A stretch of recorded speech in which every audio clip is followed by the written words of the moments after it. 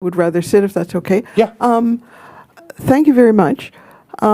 Most of the historic liberals, including John Stuart Mill, who I do work on, built a foreign policy or policy on the basis of a theory of value and morality.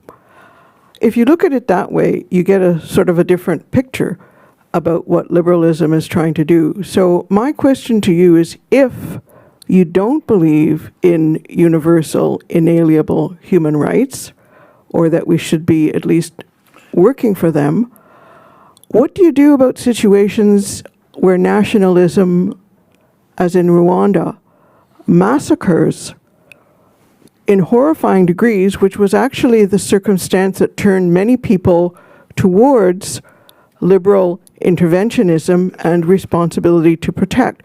Your analysis overall is wonderful, except if you come at it from a different angle. I always say, you leave people to be massacred, tortured, raped, whatever, if you are not interested in the circumstances under which you should be promoting policies to address that. So the question really is, what do you do if you're interested in human rights and yet you want to be realistic? Yeah. This is a very tough question, right? My view on this is that when there is genocide or mass murder, a massive violation of human rights where people are being killed, if you can, you should intervene. I want to be clear, I was in favor of intervening in Rwanda, right?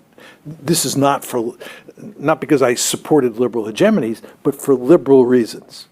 I didn't make this clear in my talk, I think, but I consider myself to be a card-carrying American liberal. I'm thrilled that I was born and raised in liberal America, and I understand the importance of individual rights. And it sickens me when I see situations like Rwanda, right? So I'm in favor of going into Rwanda and fixing that problem, which would have been very easy to do.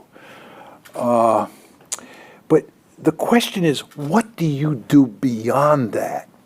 And the real temptation here, and I think it was reflected in your comments, the real temptation is to go into a place like Rwanda and fix the politics so that it never happens again.